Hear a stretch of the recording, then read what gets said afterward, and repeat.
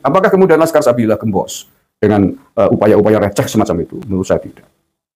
Kalau orang berpikir sehat, bahwa ini ada gerakan yang besar, penting, mestinya kan semakin banyak yang bergabung, itu semakin bagus, semakin kuat. Apalagi sosok sekaliber Gus Abbas Buntet Cirebon bersedia untuk di depan, ini harusnya disyukuri. Alhamdulillah, ada tokoh besar yang berkenan bersedia untuk memimpin mandegani gerakan ini. Ya, siapa yang meragukan Gus Abbas Buntet? Kalau saya sendiri, alhamdulillah, dengan bergabungnya bersedia Gus Abbas Buntet di depan, ini menjadi gerakan ini menjadi sangat kuat. Karena siapa yang meragukan Gus Abbas Buntet? Dari sisi apapun beliau sangat layak, baik secara ideologis maupun biologis, genealogis. Secara ideologis siapa yang meragukan ke-NU-an Gus Abbas? Dari sisi akademik siapa yang meragukan akademik Gus Abbas? Beliau sampai di tingkat doktor. Dari sisi genealogis beliau adalah cucu dari Mbah Abbas Buntet Cirebon.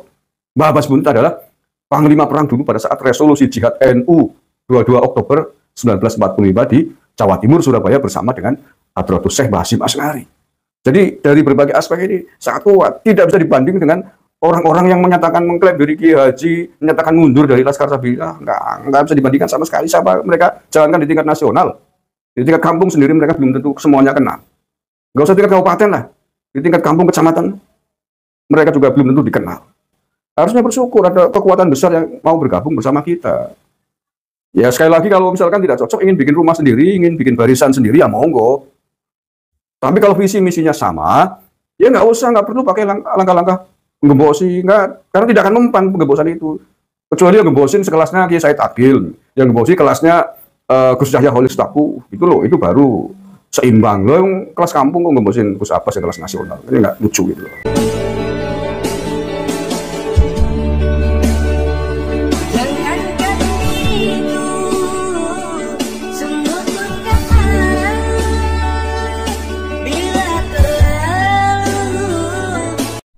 Assalamualaikum warahmatullahi wabarakatuh. Bismillahirrahmanirrahim. Allahumma sholli ala sayyidina Muhammadin wa ala alihi wa sahbihi ajmain, amma ba'du.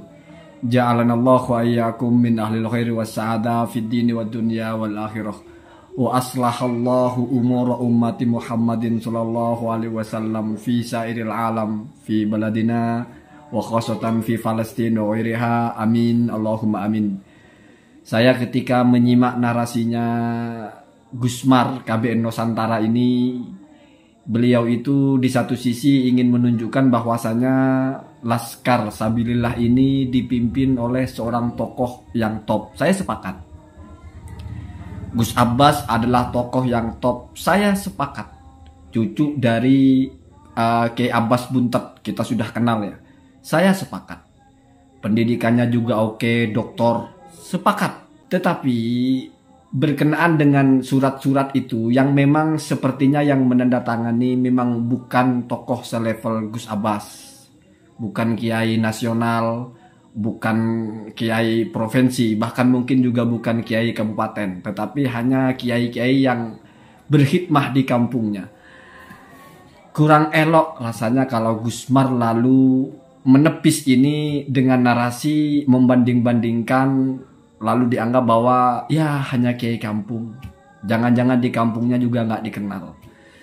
Ini narasi yang menyakiti banyak orang tentu saja, karena siapapun itu orang yang sudah berkhidmah di masyarakat, memimpin majelis taklim, apalagi di kampung-kampung, itu sudah sangat besar jasanya. Bahkan seandainya mereka nasabnya bukan kiai, tidak bersambung dengan wali songo, justru lebih kental mereka sebagai pribumi. Jangan-jangan mereka juga alim, juga mondok puluhan tahun. Di kampung itu lebih selektif orang untuk bisa menjadi tokoh agama. Kalau di perkotaan atau di mana mungkin ya orang berduit atau apa, sarjana atau apa, bikin majelis mungkin bisa. Di kampung sulit. Mata masyarakat di kampung itu lebih awas, mereka hidup bergaul erat ya. Jadi sama-sama tahu antar tetangga. Rasanya agak sulit di kampung itu orang bisa menjadi tokoh agama kalau dia tidak punya kapasitas. Satu, yang kedua, kiai kampung itu yang langsung bersentuhan dengan masyarakat. Kalau tengah malam ada orang bersoal dengan masalah agama, atau bahkan yang lebih simpel, anak-anak kecil ngaji itu kemana kalau bukan ke kiai-kiai di kampung itu. Tidak mungkin anak kecil-kecil itu ngaji kepada kiai level nasional, tidak mungkin ngaji kepada doktor, tidak mungkin ngaji kepada profesor, tidak mungkin. Ngajinya kepada ustadz-ustadz di kampung itu, kiai-kiai di kampung itu.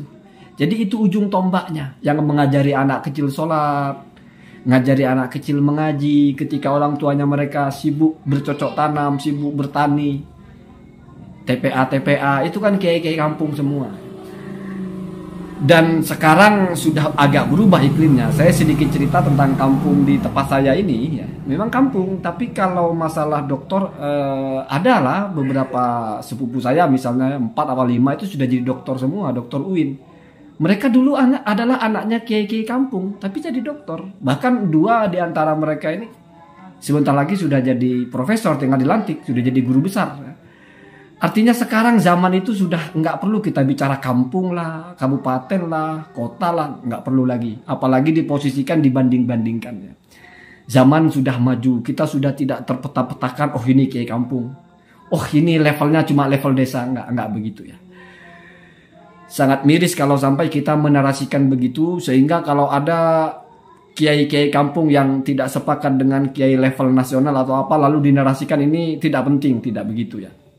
Lagi pula kalau mau bicara level-levelan, Profesor Dr. Kiai Haji Said Egi Siroj itu kan sudah berkalimat tajam tentang Kiai Haji Madudin, walaupun saya tidak mau bahas masalah itu ya.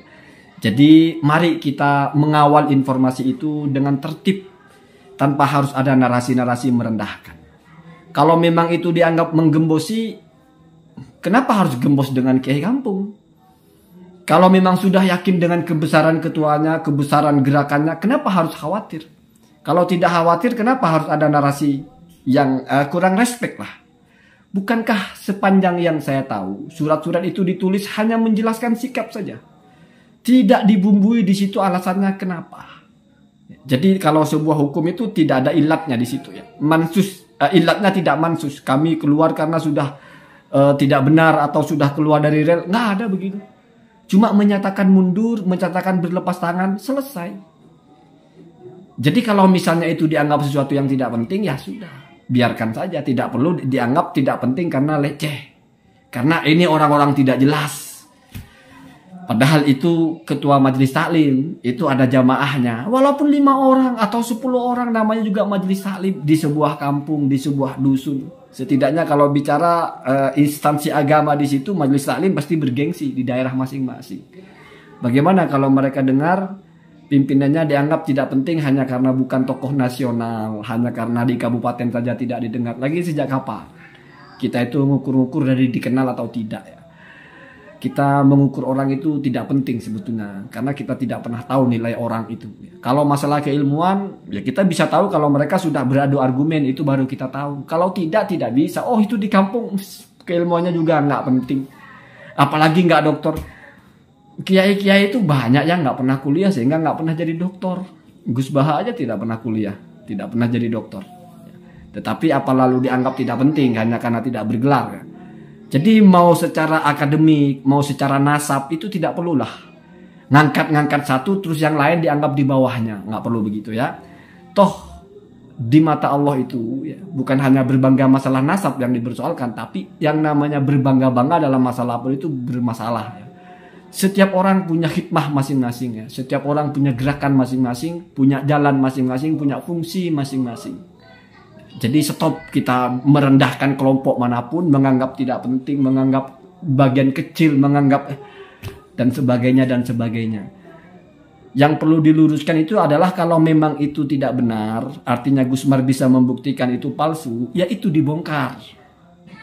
Jangan dinarasikan bermacam-macam. Cukup datangi orang-orangnya. Cukup mintai klarifikasi. Benar enggak? Kalau benar ya sudah akui. Benar, mundur.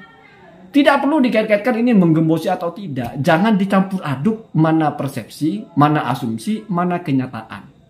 Kadang-kadang kan kita mencampur adukkan 2 hal ini. Mana yang persepsi kita, mana kenyataannya.